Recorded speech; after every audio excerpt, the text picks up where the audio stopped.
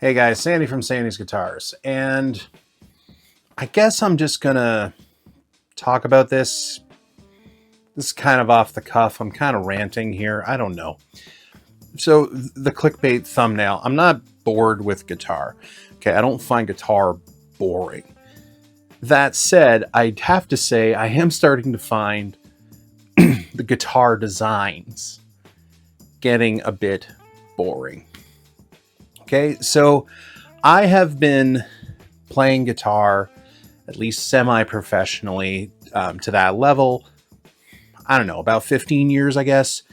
And in that time, I've literally owned, it's turned into an obsession. I run a YouTube channel, but like I've probably owned in the neighborhood of 500-600 guitars easily, bought and sold, never all at one time. And I mean, countless Stratocasters, countless, Tellys and Les Pauls and SGs and everything in between. And I gotta say, I noticed something a couple years ago, and I think it's just really kind of hit home, especially since I've started doing this channel. I'm getting bored with some of the guitar brands out there. I love Fender. I love Gibson. I think they make great instruments. But I'm just... After a while, like it's all the same. There, I said it. Okay, it's all the same. Like, I don't know. Maybe do other people feel this way? I'd be curious to know. Leave a comment. I just find myself nowadays that I gravitate more towards, frankly, the weirdos. Weird guitars. Okay, like. Even with this past NAMM, like I wasn't really looking at the heavy hitters. I wasn't keeping an eye out for Fender or Gibson or hell Martin, any of the big guys. I was really paying more attention to the smaller manufacturers because, well, frankly, I think they're just different, Like after a while, like a Stratocaster's a Strat, a Les Paul's a Les Paul, a Telly's a Telly. And I mean, the fact that everyone and their brother has copied them has not helped, to be fair.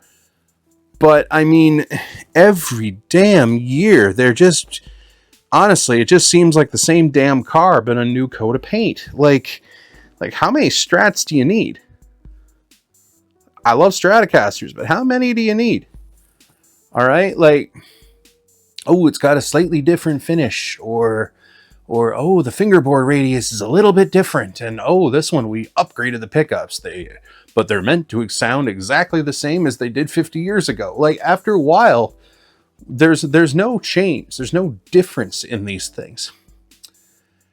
And like I realize this is a real first world problem. Okay, like oh, poor Sandy.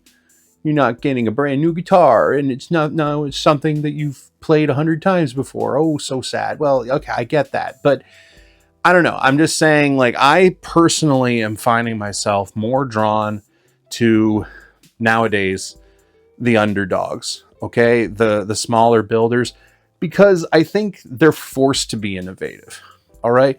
Fender, Gibson, Martin, all of the big guys, they have so much history, and there are so many guys who play their stuff that they don't have to be innovative, right? In effect, we as guitar players have created this problem, okay? They don't have to be innovative. But the underdogs, yeah, they got to come up with some different stuff, all right? Like a brand that I've, been really keeping an eye out for is Reverend guitars, because the first time I played one, it was a humbucker, double humbucker guitar, and it had like a bass contour knob. Okay, whereas most guitars, like that only really affects the treble. The tone knob only really interacts with the treble in the sound. This had a bass contour, so I could roll off the bass, taking those humbuckers and making them a little less, muddy, because sometimes those types of humbuckers can be muddy. So that was just like, I was blown away at the time. I was like, oh, damn, why isn't this on more guitars? And the answer, the more I think about it, is because they didn't have to. Well, they had to. Reverend had to, but the other guitars, Fender doesn't need to do that. Fender has proven in the past like umpteen decades that they've been around.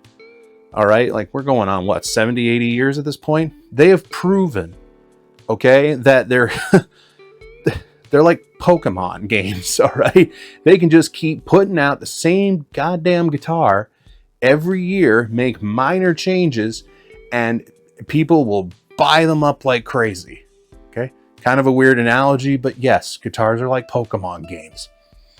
They're all the same. Okay. And like, anyway, that's just me. I'm, like I said, I guess I'm just kind of going in circles here, but I've noticed I have personally started going more towards the underdogs, the underrepresented guitar brands, the ones you don't see all the time, because I find them more innovative. I find them more interesting. And I don't know, maybe I'm just a contrarian. I want to, fight back against the big guy. And listen, like, if you have a Fender guitar or a Gibson guitar or a Martin and you like it, for the love of God, play it. Okay? Like, I'm looking at the wall right now. I have 3 Fenders right on a wall over here. Okay? There's a Gibson right behind me right here. That's a Firebird. Okay? I have them too. All right? I'm just saying that my future guitar prospects, what I'm looking at, fall into the weirder camps nowadays. Anyway, it's been something that I've been thinking about for the last few days. My mind works in odd ways.